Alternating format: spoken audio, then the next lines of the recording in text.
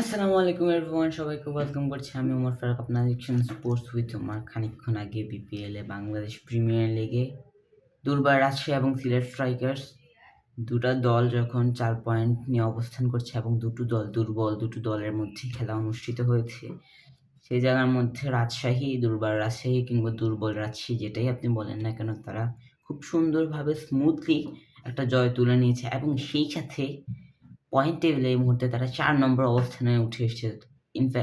সুতরাং এই মুহূর্তে যদি প্লে-অফে পাঠিয়ে দেওয়া হয় তাহলে রাজশাহীও কিন্তু প্লে-অফে চলে যেতে যাচ্ছে।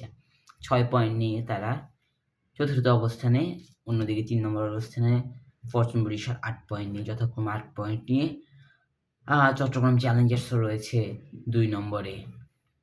সো আজকে দেখেন, রাজশাহী এমনিতে গোছানো কোনো বোলিং নাই তাদের। রাজশাহী এবং ঢাকার বোলিং লাইন-আপটা সর্বোচ্চ খারাপ বোলিং লাইন-আপ বর্তমানে বাংলাদেশ প্রিমিয়ার লিগে।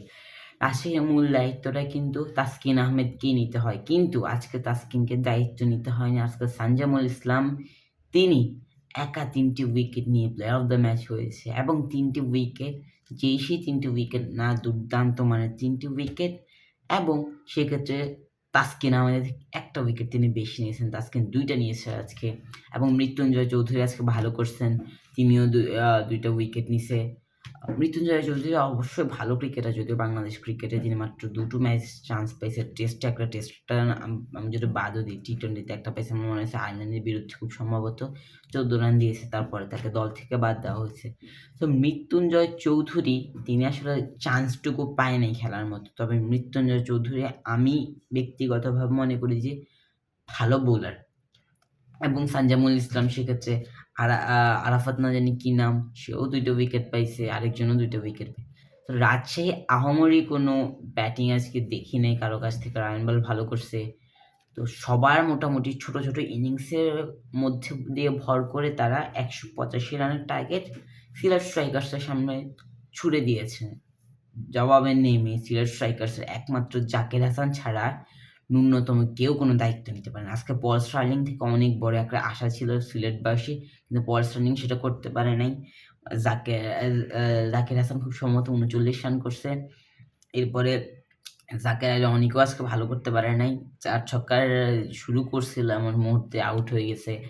মানসিও খুব একটা ভালো করেনি। অ্যারন জোন্সের কাছ থেকে আমার প্রতিনিয়ত কঠোরতম আশা থাকে তার কাছ থেকে, তিনিও পারেন না। সর্বশেষ ভরসাটুকু আরিফুল আ আ আরি আরে আরিফুল হক না আরিফুল ইসলাম, যাই হোক, ক্যাপ্টেন, তার উপরে ছিল, তিনিও পারেন নাই। সো যাই হোক, ম্যাচ ফলাফল হচ্ছে দুর্বার রাজশাহী জিতেছে। খুব সুন্দর সামথিং ৬৮ না জানি ৪৮ রান, এরকম একটা সামথিং রানে তারা জয়টা নিয়েছে এবং টেবিলে ৪র্থ স্থানে উঠে এসেছে। সো রাজশাহী বাসীর জন্য কিন্তু এই মুহূর্তে অন্তত একটা স্বস্তির খবর পাওয়া যাচ্ছে। তাসকিন আহমেদকে আজকে অনেক বেশি প্রেশারে থাকতে হয় নাই। তাসকিন মোটামুটি আজকে স্মুথলি বোলিং করতে পারছে বিকজ অফ কি জানি, সানজামুল ইসলাম।